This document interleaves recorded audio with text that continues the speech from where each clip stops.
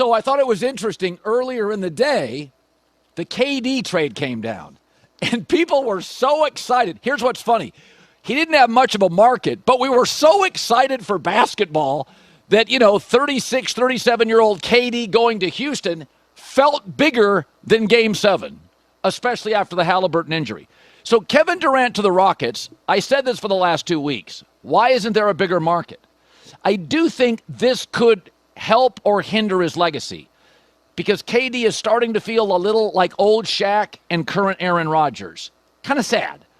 KD to Brooklyn was an absolute mess. KD to Phoenix was underwhelming, although it should be noted, Phoenix was about a 500 team when he played, 3-17 when he didn't. So he wasn't the problem in Phoenix.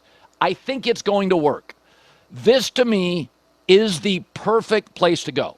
So they have things Phoenix didn't. They have an infrastructure that the Suns didn't. Houston has a great coach. They just gave him an extension. They have size. Phoenix doesn't. They've got depth. He doesn't have to play 68 games a year.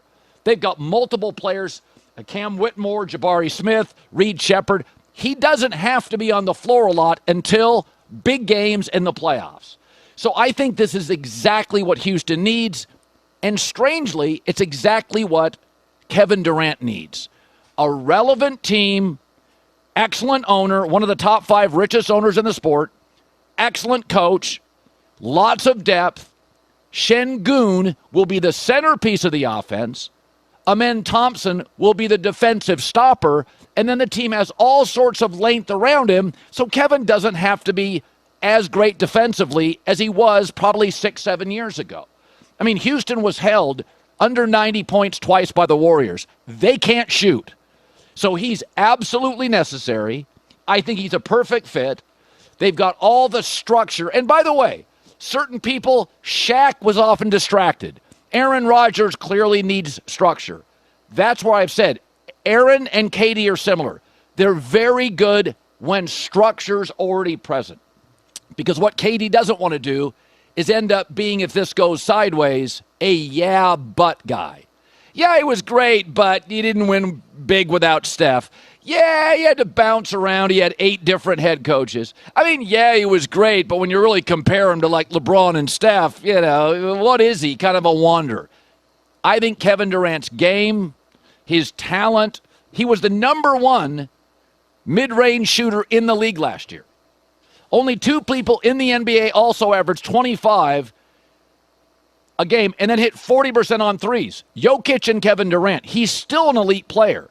If he remains healthy for the next 2 years, it will feel like the Houston Rockets stole KD from Phoenix. If he crumples to the ground, cross your fingers he doesn't, then maybe Phoenix likes the assets they got. Here's Kevin Durant yesterday. Being a part of the Houston Rockets, I'm looking forward to it. Crazy last couple of weeks, but I'm glad it's over with. When people could just hang your career in the balance like that and just choose what they want to do with your career is a nerve-wracking feeling, but being able to dictate what you want to do and then being with a team that values you, and I'm looking forward to it.